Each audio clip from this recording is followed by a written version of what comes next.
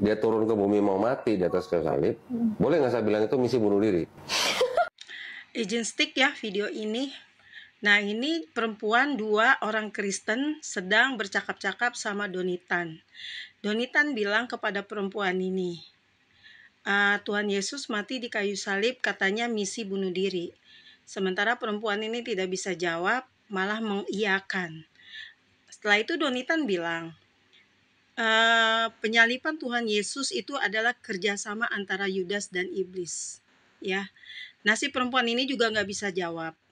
Dia bilang iya sambil tertawa.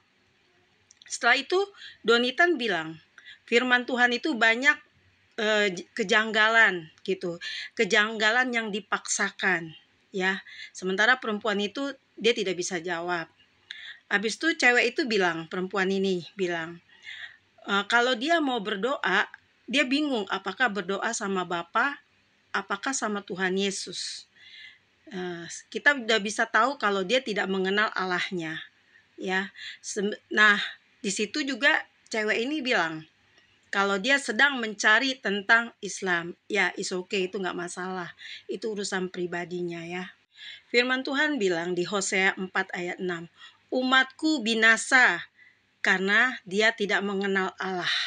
Seperti perempuan yang 2 tadi yang di podcast, dia tidak mengenal Tuhannya. Sampai dia bingung, dia mau berdoa kepada Bapa atau kepada Yesus. Karena dia tidak mengenal Allah yang benar. Bahkan perempuan ini juga, yang 2 ini, dia juga kebingungan di saat Donitan berbicara tentang penyaliban Tuhan Yesus, penebusan dosa, bahkan Tuhan Yesus dibaptis, Tuhan Yesus dibilang mati dengan modus bunuh diri gitu kan, misinya sama aja seperti bunuh diri. Nah, perempuan ini juga tidak bisa menjawab, bahkan dia mengiyakan. Di sini kita bisa lihat perempuan ini Kristen, tapi Kristen tidak pernah membaca Alkitab. Dia tidak paham dengan firman Tuhan. Dia mungkin ke gereja, tapi ke gereja hanya sekedar rutinitas, ya. Tidak dipelajari. Dia kemungkinan menurut saya dia juga tidak ada masuk ke kategori community seperti mempelajari firman Tuhan.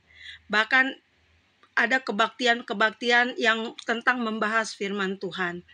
Di sini perempuan ini sama sekali tidak mengenal Allahnya dan tidak tahu isi firman Tuhan. Nah, yang seperti ini yang gampang untuk meninggalkan Tuhan Yesus, untuk mu'alaf, ya. Dia tidak tahu tentang nubuatan Tuhan Yesus. Sebelum Tuhan Yesus ada di dunia ini, di perjanjian lama para nabi ada nubuatan tentang Tuhan Yesus, kedatangan Tuhan Yesus. Seperti menjadi imam yang besar dan menjadi nabi yang terakhir, menggenapi sebagai raja di atas segala raja, menggenapi sebagai Mesias, ya, dan menggenapi sebagai Immanuel, dan menggenapi sebagai domba. Dan darah Tuhan Yesus yang tercurah di kayu salib, ya, itu adalah penebusan umat manusia bagi yang percaya kepada Tuhan Yesus. Seperti 1 Petrus ayat 19, melainkan dengan darah yang mahal, yaitu darah Kristus yang sama seperti anak domba yang tak bernoda dan tak bercacat. Makanya dibilang Tuhan Yesus adalah manusia yang tidak bercacat celah dan tidak punya dosa. Kita baca di Yohanes 1 ayat 29. Pada keesokan harinya Yohanes melihat Yesus datang kepadanya dan ia berkata, lihatlah anak domba Allah yang menghapus dosa dunia. Dialah yang dimaksud ketika ku katakan, kemudian daripadaku akan datang seorang yang telah mendahului aku, sebab dia telah ada sebelum aku, kata Yohanes ya. Dan aku sendiri pun mula-mula tidak mengenal dia, tetapi untuk itulah aku datang dan membaptis dengan air supaya ia dinyatakan kepada orang Israel. Dan Yohanes memberi kesaksian, katanya, aku telah melihat roh turun dari langit seperti merpati dan ia tinggal di atasnya.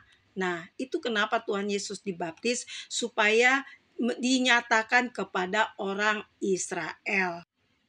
Di Yohanes 11 ayat 25, jawab Yesus, akulah kebangkitan dan hidup. Barang siapa percaya kepadaku, ia akan hidup walaupun ia sudah mati. Ini Tuhan Yesus yang bilang ya.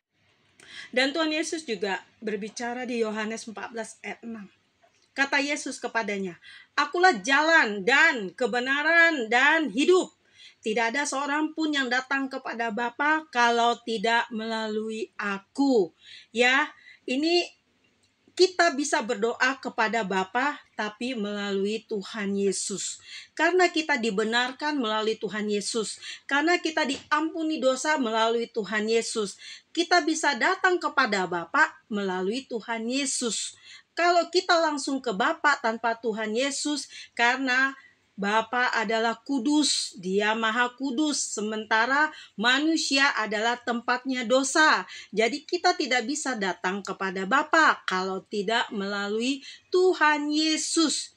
Karena kita dibenarkan di hadapan Bapa, kita dilayakkan di hadapan Bapa, itu semuanya karena Tuhan Yesus. Jadi kita harus berdoa kepada Bapa, berdoa kepada Tuhan Yesus, sama aja. Jadi kalau kita berdoa kepada Tuhan Yesus, sama juga kita berdoa kepada Bapa. Karena di dalam Bapa ada Tuhan Yesus, di dalam Tuhan Yesus ada Bapa.